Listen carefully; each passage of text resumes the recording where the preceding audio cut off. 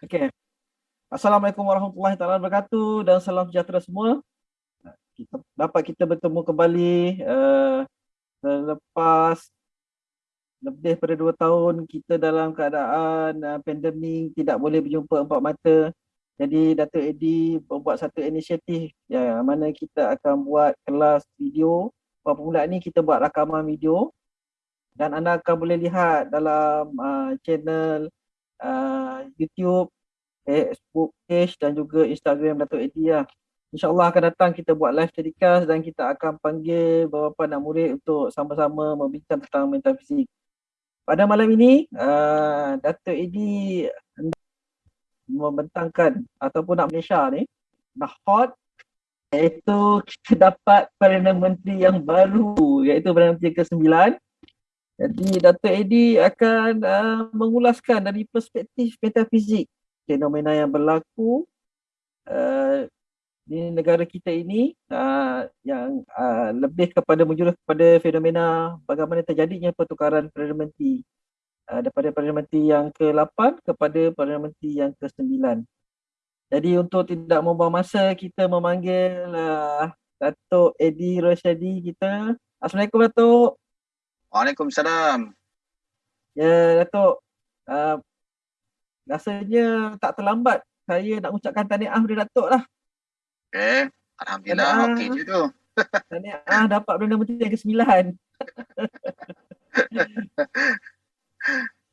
Okey, seperti yang telah kita ketahui, hari ini Datuk ingin, dalam video ini Datuk ingin memberi satu ulasan dan membentangkan kajian yang telah Datuk buat mengenai fenomena pertukaran jawatan, fenomena politik negara kita ni dari perspektif metafizik. Boleh Datuk ceritakan apa yang sebenarnya dari segi metafizik tu, macam mana dia punya, orang kata, macam mana berkaitan fenomena metafizik tu tentang apa yang berlaku tentang pertukaran Perdana Menteri ke-9. Silakan Datuk. Okey, baiklah. Jadi kita menerima seorang Perdana Menteri yang baru. Jadi tentulah bila kita terima seorang Perdana Menteri yang baru ni, kita ada penjelasan secara penomboran. Okey, jadi kalau anda lihat di paparan skrin ni, tarikh lahirnya adalah 18 Januari 1960, kan? Ya. Cuma sebab kita ni fenomena ni ataupun pertukaran ataupun pemilihan Perdana Menteri baru ni berlaku pada 2021. Jadi kita lihatlah kitaran Datuk Seri Ismail Sabri ni pada 2021. Jadi sekarang ni kita ambil tarikh lahir dia 18 bulan lahir 1, tapi kita tukarkan kepada tahun semasa, iaitu tahun 2021 lah. Jadi maknanya 18/1/2021. Jadi kalau kita campurkan ke semua sekali, 18 campur 1 campur 2021, bila kita jumlahkan ke semuanya mendapat angka satu hasil, iaitu angka 6. Ini maksudnya Datuk Seri Ismail Sabri ini berada dalam kitaran tahun 6 pada 2021 ini. Jadi kitaran 6 ni satu kitaran yang biasanya kita tengok satu kitaran yang bagus, yang baik, yang dapat kemenangan dan sebagainya lah. Okey, itu tentang Perdana Menteri yang ke-9. Kita juga tahu bahawa terdapat beberapa lagi calon, dan calon yang paling terdekat adalah Datuk Seri Anwar Ibrahim. Bagaimana pula dengan Datuk Seri Anwar Ibrahim? Pada pendapat Datuk macam mana? Okey, jadi maknanya pilihan yang satu lagi untuk Perdana Menteri kita adalah Datuk Seri Anwar Ibrahim. Tentunya ada penjelasan daripada segi penomboran.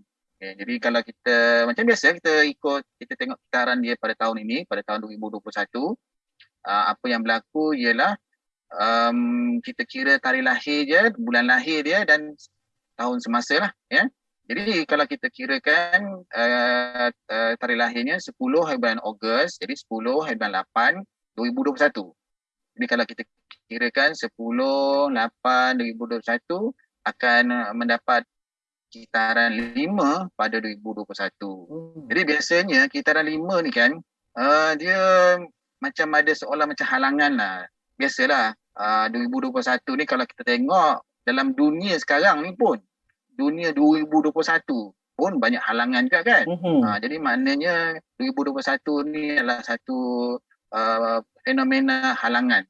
Jadi kalau kita tengok tadi Datuk Seri Ismail Sabri tu mendapat kiraan 6 kan. Mhm. Jadi Datuk Seri Anwar Ibrahim adalah kitaran 5. Jadi ini sedikit sebanyak boleh menjelaskan kenapa pemilihan itu berpihak kepada Datuk Seri Ismail Sabri. Oh, sebab energi dia lebih baik lah. Lebih kurang macam tu lah. Okey. Uh, uh, untuk Datuk Seri Anwar Ibrahim, dia 5 adalah halangan. Bagaimana pula dengan bekas Perdana Menteri kita yang ke-8, Tan Sri Muhyiddin Yassin? Okey, jadi macam Tan Sri Muhyiddin Yassin, kisahnya pada tahun 2021 ni, ya, kiraannya adalah kita lihat biasalah kitaran tahunnya adalah 15/5/2021. Okay, sebenarnya tarikh lahir dia 15/5/1947. Tapi kita tengok pada tahun ni iaitu tahun kitaran kita semasa iaitu tahun 2021. Jadi kan 15 dengan 5 dengan 2021. Jadi kalau kita campurkan ke semua sekali mendapat satu hasil iaitu angka 7. Angka 7 ni selalunya kita temui fenomena kehilangan. Oh. Jadi mungkin kehilangan jawatan lah kot.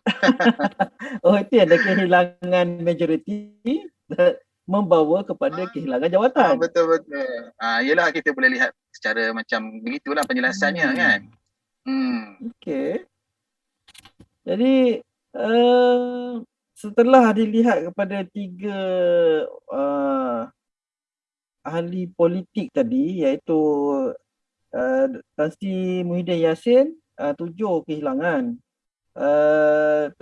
Datuk Seri Anwar Ibrahim 5 halangan. Dan Ismail Sabri 6 energi yang baik lah, maknanya Ismail Sabri lebih kuat lah. Untuk boleh saya nak tanya lebih lanjut tentang bekas Perdana Menteri kita yang ke-8 itu Tan Sri Muhyiddin Yassin, iaitu pada dia dilantik menjadi Perdana Menteri, berapakah kitaran tahunan dia? Okey, macam Tan Sri Muhyiddin Yassin pula, dia dilantik pada tahun 2020 kan. Jadi pada tahun 2020, tentunya kita kira kitaran tahun semasanya lah. Iaitu 2020. Jadi tarikh lahir beliau 15/5/2020. Bila kita campurkan ke semua sekali, kita akan mendapat satu hasil iaitu angka 6. Jadi maknanya pada tahun 2020, dia adalah kitaran tahun 6 lah. Sama dengan Datuk Seri Ismail Sabri pada tahun 2021 ni dia adalah kitaran 6. Pada tahun yang mana Tan Sri Muhyiddin Yassin diangkat menjadi Perdana Menteri tersebut, sama juga Datuk Seri Anwar Ibrahim pun salah satu dia punya orang kata calon terdekat. Bagaimana dia pun tak dapat jadi Perdana Menteri juga masa tu. Berapakah kitaran dia? Jadi kalau kita ikutkan kitaran tahun beliau, Datuk Seri Anwar Ibrahim ni, tarikh lahir dia 10 bulan Ogos iaitu 10/8 tahun 2020. Maknanya 10/8/2020 kita campurkan ke semua sekali mendapat angka 4. Tapi kita satu kiraan kita akan kira lebih mendalam lagi iaitu kiraan tengah mata angin. Kita dapati tengah mata angin Datuk Seri Anwar Ibrahim adalah 5. Jadi pada tahun 2020 semasa Tan Sri Muhyiddin Yassin tu diangkat menjadi Perdana Menteri, Datuk Seri Anwar Ibrahim adalah kitaran tahun 5 pada tengah mata anginnya. Tapi pada tahun 2021 ni semasa Datuk Seri Ismail Sabri kitaran 6 dilantik sebagai Perdana Menteri, Datuk Seri Anwar Ibrahim berada dalam kitaran 5. Jadi tengah mata angin pada tahun lepas dengan tahun ini maksudnya dia ada halangan dua-dua tahun itu. Jadi itu yang menyebabkanlah secara tak langsungnya pemilihan berpihak kepada pihak yang lain. Maknanya kalau jadi macam gitu apa yang patut kita buat? Kena mandi bunga ke? Macam mana tu?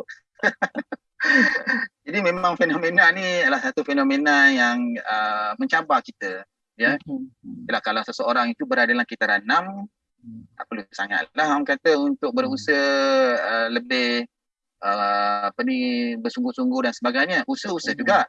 Tetapi yang kita tengok adalah untuk yang berada dalam kitaran yang tekanan ataupun kitaran halangan. Seperti kitaran tahun 5 ya, ataupun tengah mata angin 5. Jadi itu kena usahakan beberapa cara lah ya. Nanti dalam kelas nanti kita akan terangkan apakah langkah-langkah yang kita disyorkan untuk mereka yang berada dalam kitaran tahun halangan ataupun kitaran tahun tekanan ya. Memanglah bani bunga tu boleh, itu satu ikhtiar ya. Nanti kita akan buat satu kelas mengenai fenomena 2021. Untuk salah satu cara dalam kelas tersebut adalah langkah-langkah strategik untuk mengenal pasti potensi dan juga kita membuat perbaikan atau persediaan ya tu. Betul. Nanti kita akan buat satu kelas iaitu tentang review 2021. Kita akan merujuk balik, kita akan tengok balik tahun 2021 apa fenomena yang berlaku. Apakah bulan Jun tahun 2021 itu bagaimana, kenapa agak teruk sikit prestasi Malaysia dan sebagainya lah kita akan lihat. Sebab perkara-perkara sebegini perlu untuk dipelajari kerana ianya memberikan kita pengalaman untuk kita hadapi pada masa akan depan lah. Okey, sebelum kita nak mengakhiri kita punya first kelas video ni, tadi Datuk cakap mengenai kitaran tahun Tan Sri Muhyiddin Yassin 7 dia kehilangan. Jadi Ismail Sabri tahun depan dia 7. Adakah dia kehilangan majoriti atau kehilangan jawatan? Macam mana tu Datuk? Okey, baiklah. Kita kan lihat pada situasi juga yang kalau diizinkan oleh Allah Ta'ala dan juga apa yang berlaku dalam situasi keadaan negara, jikanya berlaku tekanan politik, tentunya dia boleh kehilangan majoriti. Tetapi kalau kita lihat apa yang berlaku pada tahun ini 2021, sebenarnya Malaysia berada dalam kitaran tekanan, iaitu 31 campur 8, iaitu 31 Ogos. Sebenarnya 31 Ogos 1957 kan, tapi kita kira tahun 2021, jadi maknanya 31 8 2021. Bila kita campur semua sekali, dia akan menjadi 8. 8 ni biasanya kita temukan pada fenomena tekanan. Jadi sebenarnya apa yang berlaku pada tahun ini, negara Malaysia tekanan dan orang yang kehilangan ataupun kitaran 7 tu tentunya kehilangan majoriti disebabkan oleh tekanan-tekanan, ialah dengan kes COVID-nya yang meningkat, dengan masalah ekonomi, tekanan-tekanan yang berlaku sosioekonomi Malaysia dan sebagainya lah. Jadi menyebabkan tekanan. Jadi tekanan itu menyebabkan Tan Sri Muhyiddin Yassin kehilangan, iaitu kehilangan majoriti ya. Tetapi pada tahun 2022 Datuk Seri Ismail Sabri akan mengalami kitaran 7 juga kan.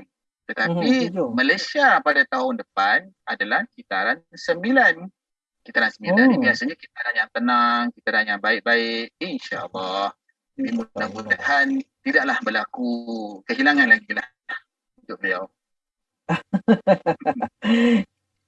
InsyaAllah kalau betul dia punya strategi, insyaAllah dia akan kekal lah.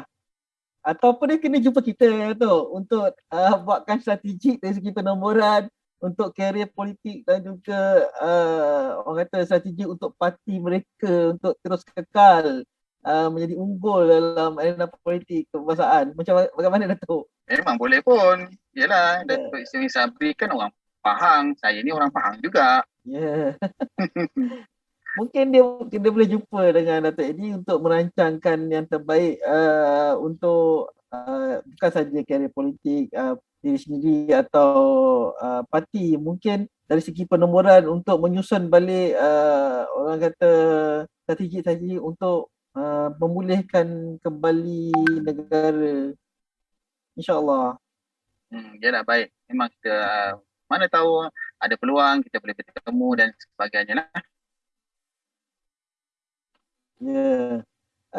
Datuk boleh ceritakan, boleh bagi tahu apakah kelas-kelas yang akan datang, yang kita akan adakan untuk sesi Zoom? Okey, kita akan buat kelas-kelas yang berkaitan dengan, pertama adalah tentang fenomena yang berlaku untuk 2021 ini. Kemudian kita buat kelas tentang apa yang fenomena atau strategi yang kita persiapkan lah untuk 2022 pula ya.